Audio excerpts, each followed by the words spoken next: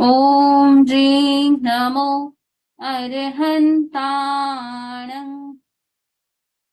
ॐ ह्रीं नमो सिद्धाणं। ॐ ह्रीं नमो आयर्याणं।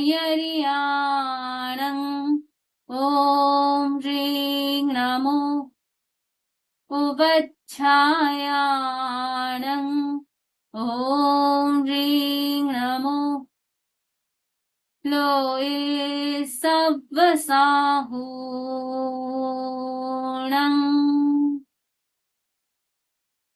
ॐ ह्रीं नमो अरहन्ताणं।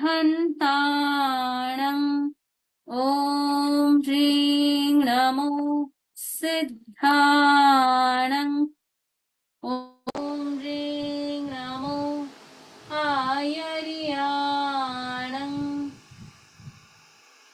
ॐ ह्रीं नमो उवच्छायाणं। ॐ ह्रीं नमो लोये सव्वसाहूणं।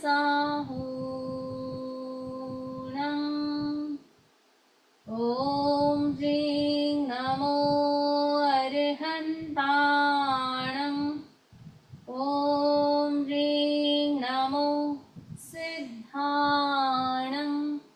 ॐ ह्रीं नमो आयर्याणं।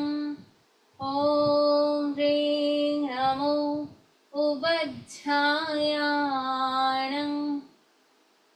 ॐ ह्रीं नमो लोये सव्वसाहूणं।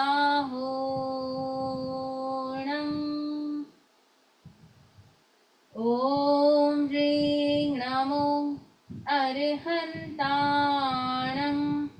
ॐ ह्रीं नमो सिद्धाणं। ॐ ह्रीं नमो आयर्याणं। ॐ ह्रीं नमो उवच्छायाणं। ॐ ह्रीं नमो लोये सव्वसाहूणं। येषु पञ्चणमुपकारो सव्वपावपणासनो मङ्गलाणं च सव्वीसिं पठमं हवै मङ्गलं। पठमं हवै मङ्गलम्। आराध्य देव के श्री चरण में सभक्ति वंदना। परम पूज्य गुरुदेव आचार्य श्री महाश्रमण जी के श्री चरण में सभक्ति वंदना। वंदनीय समनी जी, उपस्थित जीव जीव ज्ञानार्थी। तो अभी तक हम 9 तत्व में कितने भेद कर चुके हैं, कौन बताएगा? कितने भेद को हमने समझ लिया है?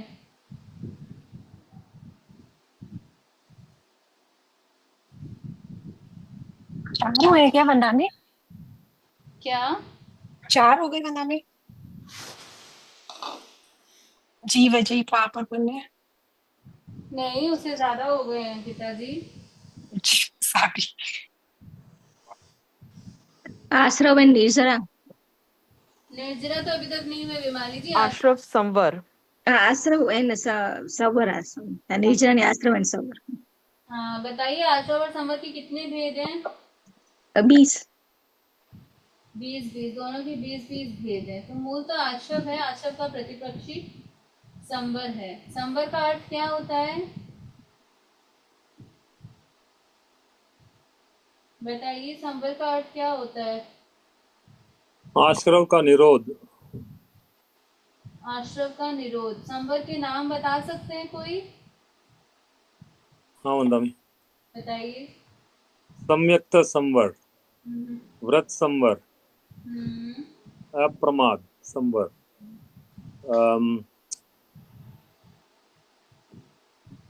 कषाय योग कषाय, अकषाय और योग संवर। अयोग। अयोग संवर। No yoga yoga summer. तो नहीं, अयोग समर तो 14 गुना समय है, योग समर है या योग समर, ये और 5 मुख्यत्व है और बाकी 15 है वंदा में। तो अब हम निर्जरा के भेद करते हैं। निर्जरा किसे कहते हैं? ऐसे तो आप जानते ही हैं कि निर्जरा किसे कहते हैं। आज हम जो पढ़ने जा रहे हैं वो हम निर्जरा के कारण पढ़ने जा रहे हैं, यानी किन किन कारणों से निर्जरा होती है। यानी निर्जरा तो सामान्य रूप में होती रहती है, पर किन किन कारणों से निर्जरा होती है हम वो कारण पढ़ने जा रहे हैं। जैसे हमने पुण्य के पाप के भेद पढ़े, तो ऐसा नहीं है कि पुण्य के प्रकार हैं। पुण्य बंधन के कारण 9 हैं, पाप बंधन के कारण 18 हैं। वैसे ही निर्जरा होने के कारण 12 बताए गए हैं। तो सबसे पहले हम एक चीज समझते हैं।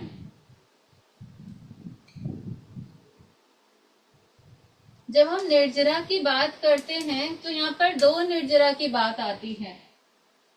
निर्जरा 2 टाइप की होती है, एक अकाम निर्जरा और एक सकाम निर्जरा।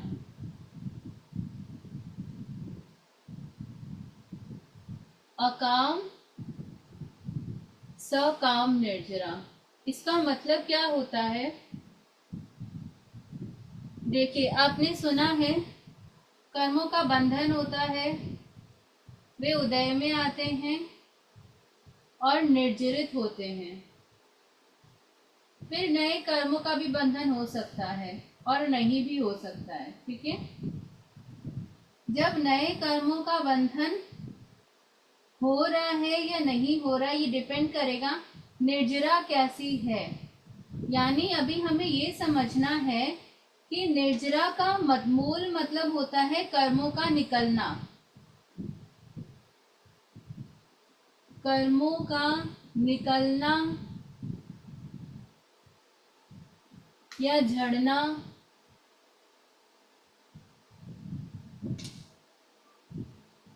देखते हैं जीव अजीब में क्या दिया गया है। शुभ योग की प्रवृत्ति से होने वाली आत्मा की आंशिक उज्ज्वलता। शुभ योग की प्रवृत्ति से होने वाली आत्मा की आंशिक उज्ज्वलता या पूर्ण उज्ज्वलता क्या होना चाहिए? आंशिक वंदा में, पूर्ण तो आंशिक। एग्जैक्टली, जब पूर्ण की बात करते हैं तो वो मोक्ष हो जाता है, आंशिक की बात करते हैं तो वो निर्जरा रहती है। अब हमें ये समझना है कि मेरे जो शुभ योग हैं, जो मेरे निर्जरा है, वो निर्जरा का मेरा लक्ष्य क्या है, यानी मेरा गोल क्या है, किस गोल के लिए मैं निर्जरा कर रही हूँ। अगर मेरा गोल सांसारिक है या मेरा कोई गोल नहीं है, नो गोल, तो ये हो जाता है अकाम निर्जरा। जैसे एग्जाम्पल, हम निगोद से आए होंगे। निगोद के इतने सूक्ष्म जीव, वहां पर भयंकर वेदना है, कितनी बार जन्म मरण है। उस जन्म मरण में उसके कर्मों का निर्जरण तो होता है, पर क्योंकि वो मिथ्यात्वी जीव है तो उसकी कोई भी आकांक्षा नहीं होती कि मैं निर्जरा करके मुक्त होने का प्रयास करूं। तो यहाँ पर उसकी या तो कोई गोल नहीं है, उन जीवों के पास लगभग कोई गोल नहीं होता। जैसे सामान्यतया पेड़ धूप में खड़ा है, पेड़ धूप को सहन कर रहा है, सर्दी को सहन कर रहा है, गर्मी को सहन कर रहा है, तो पेड़ के पास कोई चारा नहीं है, तो वो क्या हो गया, वो उसकी अकाम निर्जरा हो गई। यानी उसके पास कोई चारा नहीं है, भिखारी है।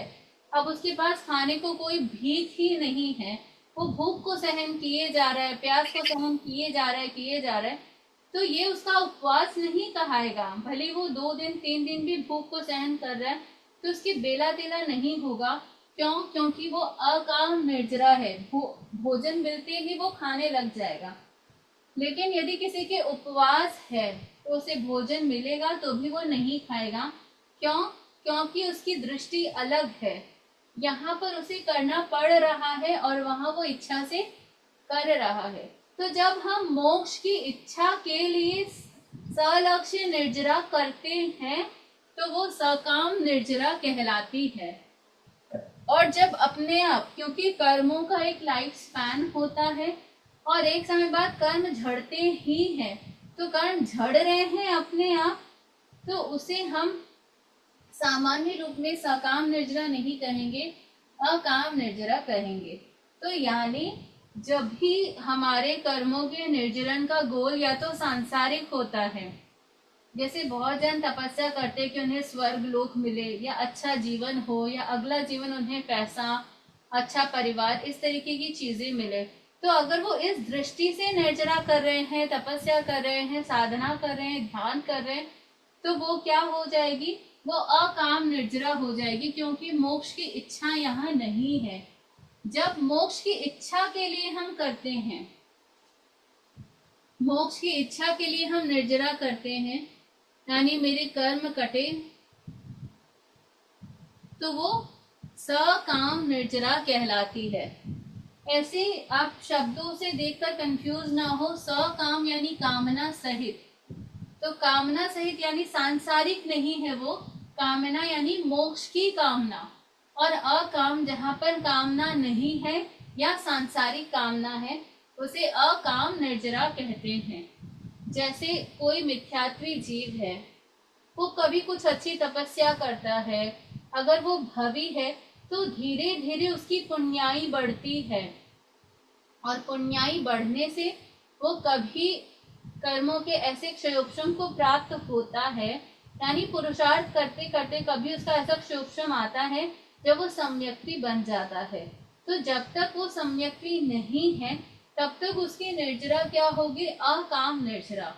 जब वो सम्यक्ति है और मोक्ष की इच्छा के लिए निर्जरा कर रहा है तो वो बन जाती है सकाम निर्जरा। मैडम ये क्वेश्चन, हाँ।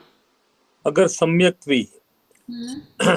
ऐसे काम में बिजी हो गया, खाना नहीं खाया, हाँ। तो वो भी अकाम निर्जरा में गिनेगे ना? हाँ, अगर उसने त्याग नहीं किए हैं तो वो अकाम निर्जरा में हो सकता है। ऐसे ये बहुत सटल भी हो सकता है, तो हम बहुत ग्रॉस लेवल पर इसे समझ रहे हैं। अपने अपने परिणाम क्या होते हैं वो उस पे आपके कर्मों का बंधन टूटना, सकाम अकाम डिपेंड करता है। तो वो हम एग्जैक्टली तो नहीं कह सकते। एक तो है कि त्याग लेना भूल गया, विस्मृति हो गई, जैसे ही ध्यान आया त्याग ले लिया, तो वो उसके त्याग में आ जाएगा और उसके कारण, उस व्रत के पालन के कारण उसकी निर्जरा हो सकती है। पर भूल गया, विस्मृति हो गई तो जरूरी नहीं है। शायिक सम्यक्ति हो तो अलग बात है, शायिक सम्यक्ति तो आता जाता रहता है, तो हम कुछ एग्जैक्टली नहीं बता सकते। Okay sir, thank you. तो अब हम निर्जरा के 12 प्रकार पढ़ेंगे। निर्जरा के 12 प्रकार हैं। ये हमें ये समझना है एक दृष्टि से, ये सकाम निर्जरा के 12 प्रकार हैं। ठीक है, तो इसको हम 6 में डिवाइड करेंगे। 6 है बाह्य, यानी बाहर से दिखने वाले, दूसरों को भी पता चले वैसे निर्जरा। और 6 आभ्यंतर, यानी भीतर से होने वाला, या तो मुझे पता चलेगा या भगवान को, या खुद को पता चलेगा या खुदा को। जब ऐसी निर्जरा होती है तो वो आभ्यंतर निर्जरा कहलाती है। और जो बाह्य निर्जरा है वो दूसरों को भी पता चलती है, हमें भी पता चलती है, तो वो बाह्य निर्जरा कहलाती है। अब हम पहले बाह्य निर्जरा में आते हैं। सबसे पहले अनशन, यानी उपवास से लेकर लगभग 6 महीने तक की जो तपस्या होती है वो अनशन में आती है। नंबर 2 ऊनोदरी, ये 2 शब्द से बना है, उन प्लस उदरी। उदरी यानी पेट, उन यानी कम, कम खाना। अब आप 6 रोटी खाते हैं, आपने 2 ही खाई, उनोदरी। आपने 3 खाई, उनोदरी। 4 खाई, उनोदरी। 5 खाई, उनोदरी। 5.5 खाई, उनोदरी। 6:45 खाई, उनोदरी। आपके ऊपर डिपेंड करता है कितनी उनोदरी करते हैं।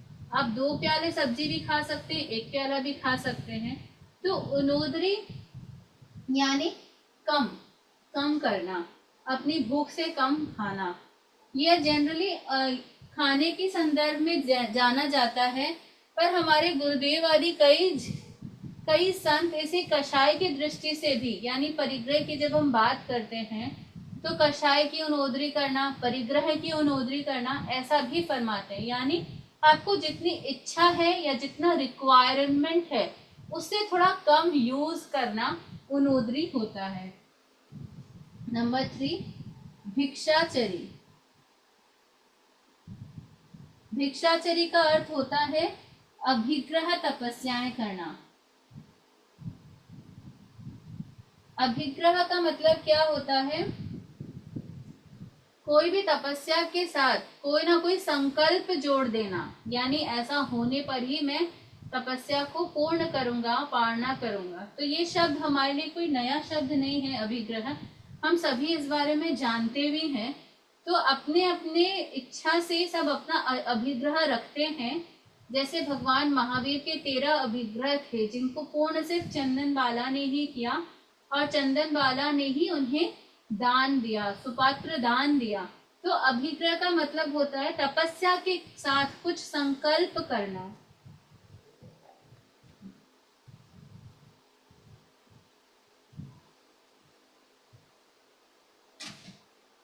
नंबर 4 है रस परित्याग। ये सब जनरली खाने से रिलेटेड है। तो रस परित्याग का अर्थ है जिसकी वजह से हमारे खाने में हमारा खाना रसिक बनता है, टेस्टी बनता है, अच्छा बनता है, लाविश बनता है, उसे रस कहते हैं। तो रस 6 प्रकार के हैं। घी, तेल, चीनी या गुड़, दही, दूध और कढ़ाई। तो कोई भी चीज में यदि घी तेल एक्स्ट्रा हो, या अगर आप बिना तेल की कोई सब्जी खाएं और तेल की कोई सब्जी खाएं, दोनों में डिफरेंस होगा, टेस्ट में डिफरेंस होगा। तेल वाली सब्जी आराम से चली जाएगी, केवल पानी में बनी हुई सब्जी उतनी आराम से नहीं जाती। इसी प्रकार आप खिचड़ी आदि खाते हैं, अगर उसमें घी नहीं हो तो वो खाई नहीं जाती है, और घी हो तो बहुत अच्छे से खाई जाती है। चीनी गुड़ यानी किसी भी चीज में मिठास होना, चीनी की जैसी चाशनी बनती है, चाशनी की मिठाइयाँ आदि। दही, दही तो अपने आप में बहुत रसीक होता है, दही के बारे में मुझे कुछ कहने की जरूरत नहीं है। दूध, जैसा कि आप व्हाइट सॉस बनाते हैं जो दूध के बिना नहीं बनता, खीर दूध के बिना नहीं बनती, तो जब वो बनती है तो उसे एक तरीके से हम आइटम कहते हैं। दूध की कोई भी बनी हुई चीज को जनरली हम आइटम कहते हैं, तो क्योंकि दूध से उसका टेस्ट बहुत अच्छा आता है। तो दूध एक विगय है, और कढ़ाई जो भी तली फली चीज होती है लगभग वो सब कढ़ाई में आ जाती है। तो ये सारी चीजें जो है, जब हम साधना के बिगिनिंग स्टेज में होते हैं तो इसकी हमें कुछ अंशों में रिक्वायरमेंट होती है। अगर आप केवल और केवल रूखा खाना खाएंगे तो आपका ब्रेन बहुत शार्पली काम नहीं करेगा, क्योंकि ब्रेन को थोड़ी सी चिकनाई भी चाहिए, थोड़ा सा मिठास भी चाहिए। ये आहार जो है ये हमारे बिहेवियर को भी प्रभावित करता है। तो अगर आप बहुत ज़्यादा रूखा सूखा खाना खाते हैं, घी तेल के बिना खाते हैं, लंबे समय तक खाते हैं, तो हो सकता है कि आपका व्यवहार भी थोड़ा रूखा सूखा रहे। तो हल्के फुल्के कुछ अंशों में तो इन्हें हम ग्रहण करते हैं, पर जनरली हमें इनके ज्यादा ग्रहण का परिहार करना चाहिए। जैसे सामान्यतया साधु साध्वी लगभग कढ़ाई विगय का त्याग ही रखते हैं, यानी तली फली चीजें अपेक्षा शरीर के लिए नहीं होती, तो इसका तो त्याग रखते ही हैं। कभी 4 विगय वर्जन, 5 विगय वर्जन, इस तरीके से भी त्याग लिया जाता है। और जब हम नीवी की बात करते हैं, नीवी एक प्रकार की तपस्या है जिसे हम आइम्बिल ओली भी कहते हैं।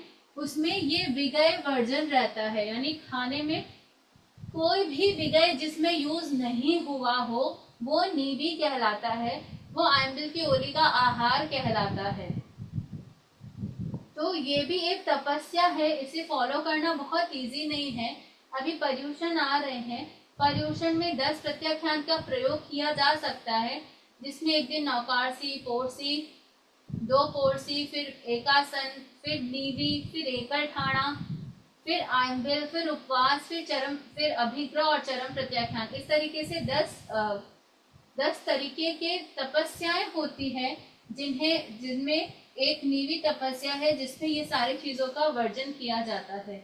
तो ये भी एक तरीके से निर्जरा का प्रकार है। बहुत बार बहुत से लोग संकल्प करते हैं कि जब तक मेरा ये काम सफल नहीं होगा, ये ग्रंथ लिखना नहीं होगा, ये चीज तैयार नहीं होगी धार्मिक दृष्टि से, तब तक निर्विगय आहार करूंगा। तो ये भी बहुत बड़ी तपस्या है, हर कोई नहीं कर सकता, लेकिन फिर भी उपवास और बड़ी तपस्या से ये इजी है, इसे किया जा सकता है।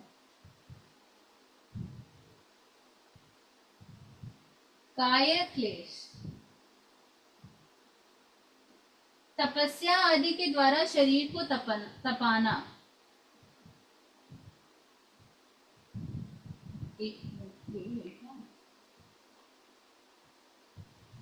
सॉरी, आसन आदि के द्वारा।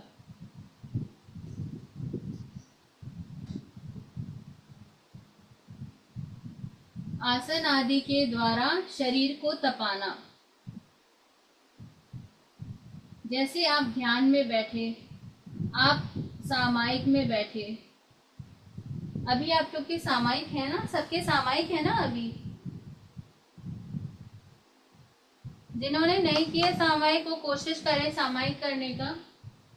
तो जिन आसन आदि के द्वारा शरीर को तपाना काय क्लेश कहलाता है। जैसे आप सामायिक में बैठे हैं, अब आपका पैर झनझन करने लग गया और आपने पैर को मोड़ दिया, तो वो काय क्लेश नहीं कहलाएगा, पर आपने उस पैर को बनाए रखा, वो काय क्लेश कहलाएगा। यानी जनरली जो लोग हैं वो आसन प्राणायाम करते हैं ताकि उनका शरीर स्वस्थ रहे। वही आसन प्राणायाम यदि आत्मा के लिए किया जाए तो वो काय क्लेश में आ जाता है। क्योंकि आप काय क्लेश क्यों कर रहे हैं?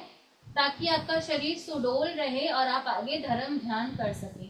तो वही योगा, वही आसन, वही प्राणायाम आप शरीर के लिए कर रहे हैं तो कर्मों के बंधन का कारण बनता है, और अगर आप आत्मा के लिए कर रहे हैं तो वो काय क्लेश बन जाता है, जिससे आपको ऑफकोर्स दोनों बेनिफिट्स मिलेंगे। आपको आत्मा के स्तर पर भी बेनिफिट्स मिलेंगे और शरीर के स्तर पर भी बेनिफिट्स मिलेंगे। तो अगर सिर्फ और सिर्फ हम दृष्टिकोण चेंज कर दें तो ये चेंज हो सकता है। जैसे बहुत गर्मी है, आपने सोचा एसी चला लूं, फैन चला लूं, फिर मैं सामायिक करूं, तो वो क्या हो जाएगा? वो काय क्लेश नहीं होगा। और आपने सोचा कि नहीं भले ही गर्मी है, एक सामायिक के समय तक मैं उस गर्मी को सहन करूं, तो वो क्या कहलाएगा? वो काय क्लेश कहलाएगा। 6 है प्रतिसंलीनता। ये बहुत सहज निर्जरा है जो आप सहज में कर सकते हैं। इसे पातंजल योग में प्रत्याहार भी कहते हैं। इसका मतलब क्या है? इंद्रियों को अपने अपने विषयों से दूर रखना। इंद्रियों को अपने अपने विषयों से दूर रखना। यानी आपकी इच्छा हो रही है आप मूवी देखें, आपकी इच्छा हो रही है कि मैं मूवी के लिए जाऊं, क्लास अगर है तो है, मैं बाद में देख लूंगी, तो आपने क्या किया? आपने अपने आंखों को, कानों को बाहरी ओर ढकेल दिया।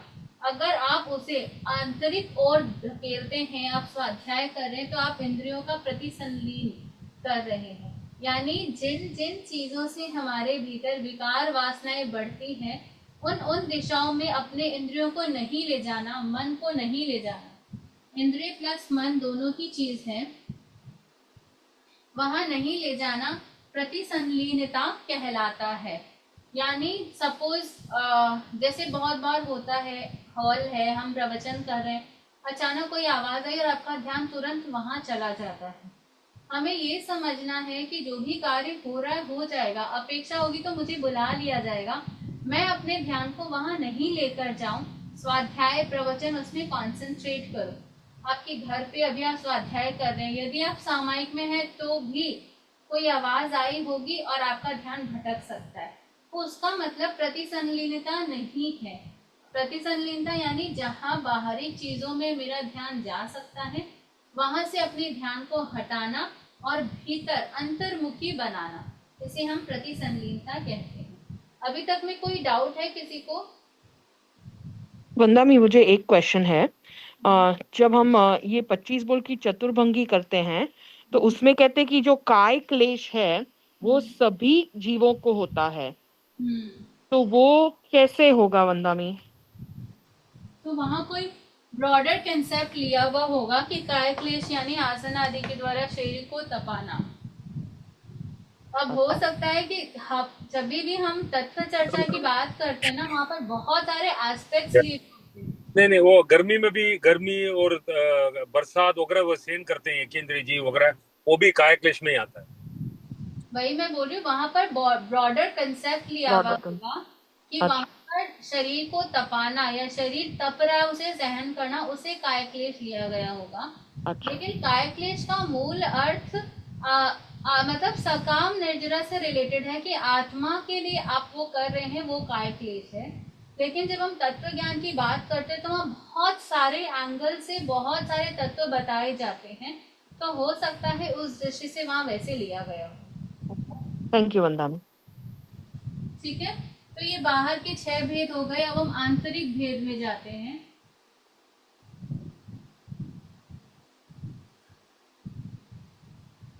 प्रायश्चित।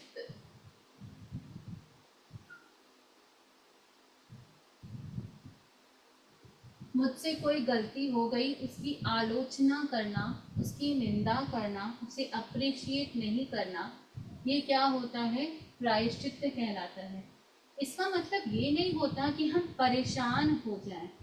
इसका मतलब ये होता है कि अपनी गलती को गलती स्वीकार करना और साथ में उसके लिए उसकी निंदा करना और उसके लिए कुछ ना कुछ प्रायश्चित स्वरूप यानी उसे ठीक करने के लिए कोई ना कोई अनुष्ठान करना। जैसा कि इसमें कहा गया है, जो काम आचरण के योग्य नहीं है वैसा काम हो जाने पर उसकी विशुद्धि के लिए यथोचित अनुष्ठान करना, अर्थात अनुचित कार्य से मलिन आत्मा को शुद्ध प्रवृत्ति के द्वारा विशुद्ध बनाना। यानी जब भी हम आत्मा के बाहर चले जाते हैं, कोई कार्य ऐसा कर लेते हैं, तो हम उसके अलावा उसके लिए कुछ ऐसे अनुष्ठान करते हैं, त्याग, प्रत्याख्यान, जप, स्वाध्याय, तप आदि करते हैं, जिससे हम वापस उन कर्मों से अपनी आत्मा को विशुद्ध बना सकें। तो ये कहलाता है प्रायश्चित। नेक्स्ट, विनय। एक क्वेश्चन वंदा में, हमने ऐसे भी सुना है तो डेली एक इवनिंग में 4 लोगस कर लेना चाहिए, प्रायश्चित के रूप में वो होता है करके। ये एक ओवरऑल है कि ठीक है 4 लोगस आपने कर लिया, जैसे हम भी सुबह और शाम 4 लोगस करते हैं ताकि विशुद्धि हो, तो काफी हो भी सकती है, लेकिन वो तो डिपेंड करता है कि कैसे कर्मों का बंधन हुआ है। लेकिन ये चीज अच्छी है, जैसे हम संस्था में भी थे तो रोज हमारे प्रतिक्रमण नहीं होता था, पर रोज हम लोगस का ध्यान जरूर करते थे ताकि हमारे दिन भर में छोटे मोटे कोई दोष लगे हों तो वो उससे विशुद्ध हो जाए। तो लोगस्य का कायोत्सर्ग बहुत बहुत ही उच्चतम सुंदरतम कायोत्सर्ग है, जिससे हम बहुत सारे कर्मों को, पाप को विशुद्धि की दिशा में आगे ले जा सकते हैं। विनय। विनम्रता, मानसिक, वाचिक, कायिक अभिमान का परित्याग करना। कोई भी कार्य में हमें अभिमान हो जाता है, मैंने ये किया, मैंने ऐसा बोला, मैंने ऐसा सुना, मैंने ये बात बताई, मैंने ये कहा, इस तरीके का जो अभिमान होता है ये हमारे लिए बहुत ही नुकसानदायक होता है। अगर आप सामान्य सी चीज़ देखें, सपोज आपने कोई प्रेजेंटेशन दी, कोई लेक्चर दिया, लोगों को बहुत पसंद आया, पर क्या उस लेक्चर का 100% जो भी आपने टॉक दिया वो केवल और केवल आपके अंदर से आया था, या आपने बहुत सारी रिसर्च की, बहुत सारे लोगों को सुना समझा और तब जाकर आपने कुछ अपना थॉट भी दिया होगा, पर वो मे बी 10% 20% होगा, लेकिन 70 to 80% आपने कहीं और से लिया है। तो हमने जिनसे जो ज्ञान लिया है उनके प्रति हमारा कृतज्ञता का भाव, विनम्रता का भाव होना विनय कहलाता है। जैसे हमारे धर्म संघ की एक रीत है कि जब भी आपको कोई प्रोत्साहन दे, आपको अप्रिशिएट करे, उन्हें ये कहना कि सब गुरु कृपा से हुआ है, यानी मेरा कुछ नहीं है, मेरे में कोई क्षमता नहीं है, ये सब कुछ गुरु की कृपा से, गुरुदेव की दृष्टि से, गुरुदेव की आराधना से, गुरुदेव के बताने से हुआ है। तो इस तरीके से हम अपना सारा क्रेडिट गुरुदेव को देते हैं। और अगर ऐसा नहीं भी माने तो इसमें हमारी भूल हो जाती है, क्योंकि आप खा रहे हैं, जैसे अगर मैं साधु साधियों की बात करूं, वो खा रहे हैं, पी रहे हैं, उन्हें आहार मिल रहा है, उन्हें बुक्स अवेलेबल हो रही हैं, वो पढ़ पा रहे हैं, उन्हें समय मिल रहा है, उन्हें उनकी चित्त समाधि है, फिर ये इन सब का कारण गुरु होते हैं। क्यों? गुरु उन्हें चित्त समाधि देते हैं, गुरुदेव की पुण्याई की वजह से अच्छा आहार मिलता है, अच्छा पान मिलता है, अच्छी जगह मिलती है, चित्त में समाधि रहती है, तब जाकर कोई व्यक्ति पढ़ता है। और फिर जब वो उसे आगे बढ़ाता है, आगे बताता है और अहंकार कर लेता है, तो वहां पर गुरु के प्रति भी आशात्म हो जाती है और हमारे भीतर विनम्रता का भाव नहीं रहता है। जब भी हमारे मन में ये प्रश्न उठे कि मेरी कोई भी क्रिया है वो आत्मा के स्तर पर मैं कर रहा हूँ या शरीर के स्तर पर कर रहा हूँ, जब भी ये प्रश्न उठे तो हमें ये समझना चाहिए कि जब जब क्रोध का भाव है तो शरीर का स्तर है, कर्मों का स्तर है, जब जब क्षमा का भाव है तो आत्मा का स्तर है, जब जब ईगो का भाव है तो कर्मों का स्तर है, जब जब विनम्रता है, विनय है, तब तक आत्मा का स्तर है, जब जब सरलता है तो आत्मा का स्तर है, माया है तो कर्मों का स्तर है, उसी प्रकार लोभ है तो कर्मों का स्तर है, और अगर संतोष है तो आत्मा का स्तर है। तो विनम्रता का अर्थ क्या होता है? हम किनके प्रति विनम्र हैं? जिन्होंने हमें ज्ञान दिया, जिन्होंने हमें आगे बढ़ाया, गुरु, माता पिता, और कई बार व्यापार में आगे बढ़ाने वाले को भी नहीं भूलना चाहिए, क्योंकि वो हमारे विकास में बहुत बड़े निमित्त होते हैं। तो किसी ने भी आपको दो अन्न जितना भी ज्ञान दिया है, 2 मिनट जितना भी ज्ञान दिया है, तो आप उसके प्रति विनम्रता रखें, बहुमान रखें और उनके प्रति कृतज्ञता का भाव ज्ञापित करें कि आपकी वजह से मेरा विकास हो पाया है। तो देव, गुरु, धर्म के प्रति उचित बहुमान रखना, जिन्होंने आपको सिखाया है उनको उचित बहुमान देना, क्या कहलाता है? विनय। जैसे हम जो भी आज सीख रहे हैं, पढ़ रहे हैं, तीर्थंकर की देन है और किसी की नहीं। तो अगर अभिमान करने का उचित अधिकार किसी को है तो तीर्थंकर को है, जिन्होंने अपनी साधना के बलबूते पे केवल ज्ञान को प्राप्त किया है। हमारे पास इसका अभिमान करने का कोई अधिकार नहीं है। तो देव, गुरु और धन के प्रति उचित बहुमान रखना विनम्रता कहलाता है।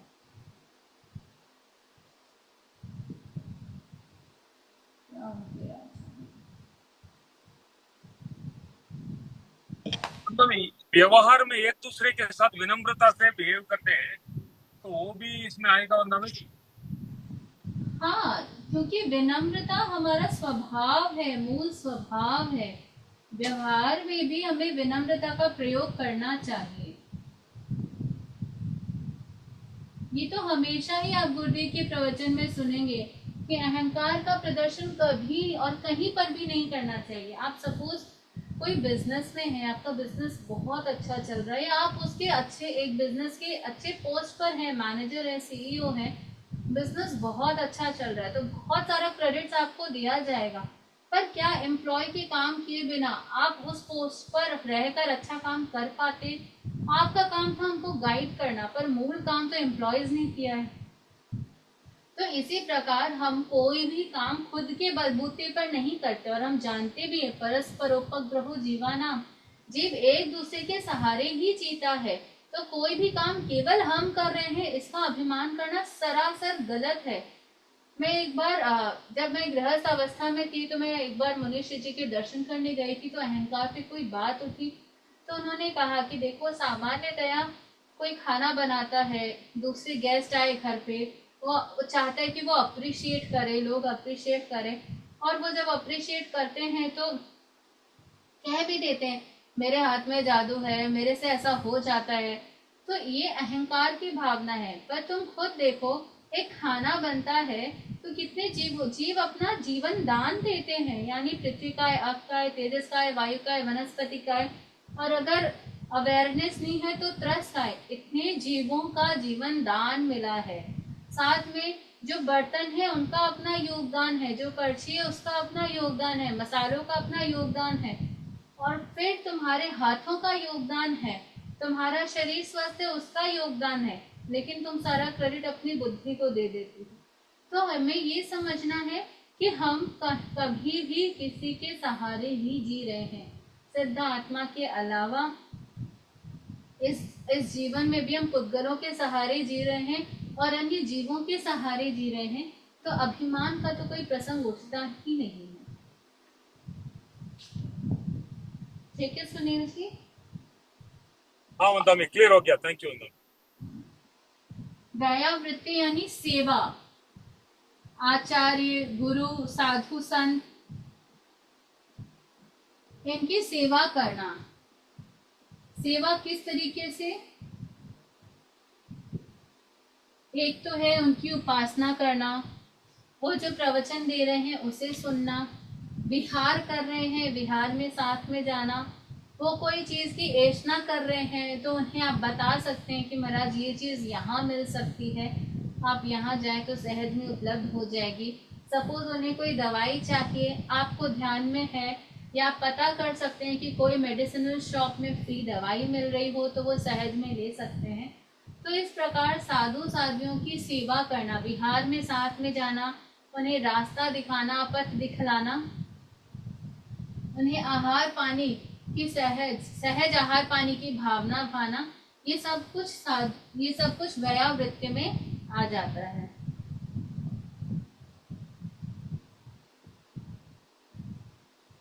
नेक्स्ट है स्वाध्याय,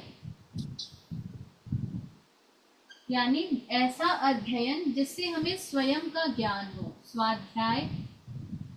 स्वाध्याय का मतलब हम समझिए स्व अध्ययन,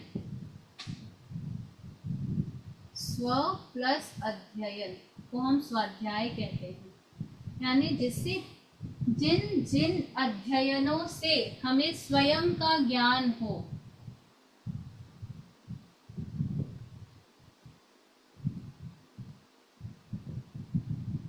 स्वयं का हमें ज्ञान हो उसे हम कहते हैं स्वाध्याय।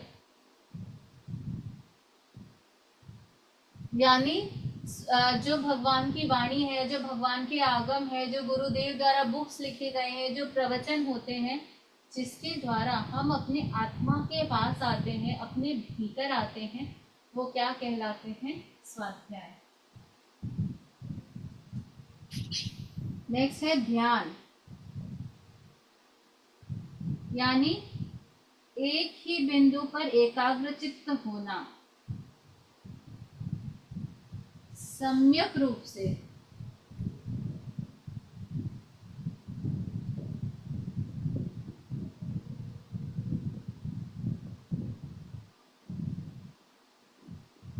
यानी आपने ये भी सुना है कि जो बगुला होता है वो पानी के सामने एक पत्थर पर बहुत एकाग्रचित्त होकर बैठा रहता है, यानी वो हिलता भी नहीं था, ऐसा तो उसे श्वास भी नहीं आ रही, इतना वो एकाग्रचित्त होता है।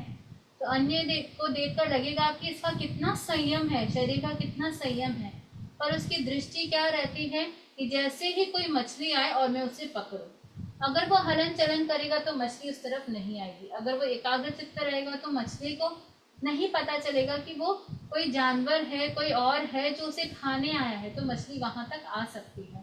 तो वो बगुला का एकाग्रचित्त होना ध्यान नहीं कहलाएगा।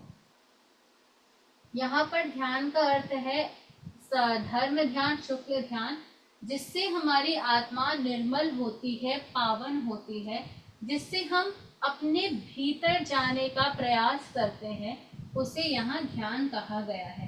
तो ध्यान से भी कर्मों की निर्जरा होती है। और एक है 12 नंबर व्युत्सर्ग।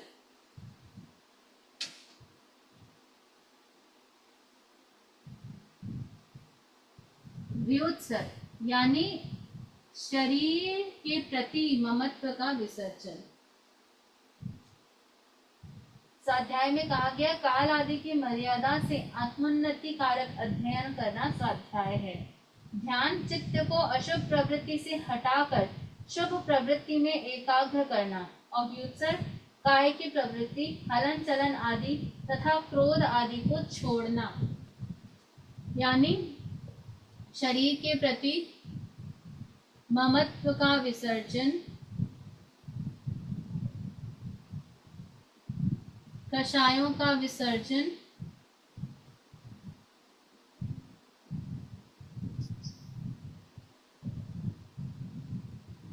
और कायिक चेष्टा का विसर्जन।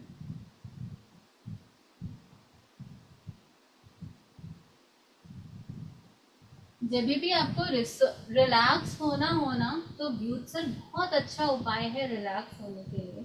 और ऑफ कोर्स निर्जरा का भी उपाय है। आप बहुत थके हुए हैं, कुछ ही देर में आपको वापस काम पे जाना है, आप थोड़ी देर कायत्सर्ग कर लीजिए, यानी शरीर को पूरा रिलैक्स करके शरीर के प्रति ममत्व का विसर्जन कर दीजिए। ये बहुत अच्छा उपाय है अपनी आत्मा को भावित करने के लिए, अपने आत्मा को प्राप्त करने के लिए। तो ये हालांकि बहुत हायर स्टेज है, जैसे कि हम 14वें गुणस्थान की बात करें उसकी स्टेज है, पर धीरे धीरे थोड़ी थोड़ी देर के लिए हम अभी भी इसका अभ्यास कर सकते हैं। तो निर्जरा के जो भी हमने 12 प्रकार पढ़े हैं, ये सारे सकाम निर्जरा के प्रकार हैं, ऐसा हमें समझना चाहिए ग्रॉस लेवल पर। सटल पे मैं बात नहीं कर रही हूँ, अभी मैं सिर्फ ग्रॉस लेवल पे बात कर रही हूँ।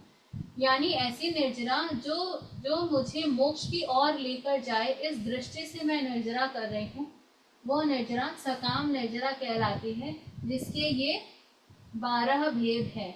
इनमें 6 बाह्य हैं, 6 अभ्यंतर हैं, यानी 6 ऐसे भेद हैं जो हमें भी पता चलते, दूसरों को भी पता चलते, और 6 ऐसे हैं जो या तो हमें पता चलेंगे या केवली को पता चलेंगे। वो भीतर ही भीतर आत्मा की उत्कृष्ट परिणाम है।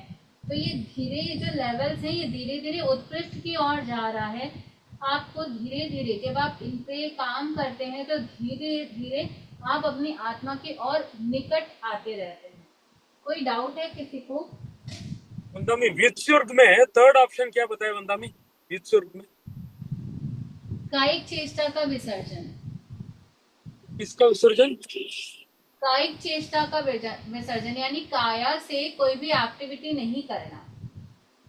ओके, काया से कोई भी एक्टिविटी को छोड़ देना। तो ये व्युत्सर्ग का मेनली प्रैक्टिस करना तो कायोत्सर्ग मेनली ना वंदामी? हाँ, कायोत्सर्ग ही समझ लीजिए, क्योंकि उसमें बिल्कुल स्थिर रहना होता है, ममत्व का विसर्जन करना होता है। और कायोत्सर्ग भी तो इसी से बना ना, काया का उत्सर्ग। गुरुदेव बार बार है ये मंत्र जपते वंदामी। एक बार हमने माइक में सुन लिया, हमने सुनीता ने बता रही थी, मैं आत्मा हूँ करके रिपीट करते रहते हैं। वो भी इसमें आ जाएगा ना वंदामी? मैं शरीर नहीं, मैं आत्मा हूँ करके। वो अनुप्रेक्षा में आता है। अनुप्रेक्षा स्वाध्याय का प्रकार है। अच्छा, ठीक है। इसका मतलब है कि शरीर से अपना ममत्व छोड़ देना, शरीर की कोई भी क्रिया नहीं करना, केवल आत्मस्थ हो जाना, उसे हम कायोत्सर्ग कहते हैं। जैसा कि हम ध्यान का पहला चरण जब आप करते हैं तो आप शरीर की कोई चेष्टा नहीं करते ना, कोई हलन चलन नहीं करते हैं, तो वो कायोत्सर्ग हो जाता है। ठीक है, अभी क्या टाइम हुआ, आप मुझे टाइम बता सकते हैं क्या? EST टाइम 350 वंदा में 4 बजे में 10 मिनट कम है। अच्छा, तो ठीक है, आज की क्लास फिर हम यही ऑफ करते हैं, बंद करते हैं। आज वो नेक्स्ट पोर्शन आज हम कवर नहीं करेंगे। इन्हीं भावनाओं के साथ भगवान के विरुद्ध यदि कुछ कहा हो तो तस्मिच्छामि दुक्कडम, इसमें लगे पाप मिथ्या हो, निष्फल हो। अर्हंता मंगलम, सिद्धा मंगलम, साहू मंगलम, केवली पन्नतो धम्मो मंगलम। अर्हंता लोगोत्तमा, सिद्धा लोगोत्तमा, साहू लोगोत्तमा, केवली पन्नतो धम्मो लोगोत्तमो। अर्हन्ते शरणं पवज्जामि, सिद्धे शरणं पवज्जामि, साहू शरणं पवज्जामि, केवली पन्नतं धम्मं शरणं पवज्जामि। विघ्न हरण मंगल करण स्वम भिक्षुनो नाम, गुण ओलख समरण किया, सरय अचिंत्या काम। आरोग्य बोहि लाभम, समाधि वरमुत्तमं दिंतु। चंदेसु निम्बलैरा, आ इच्छेसु अह्यम पयासैरा। सागर वर गंभीरा, सिद्धा सिद्धिम अवदिसन। ओम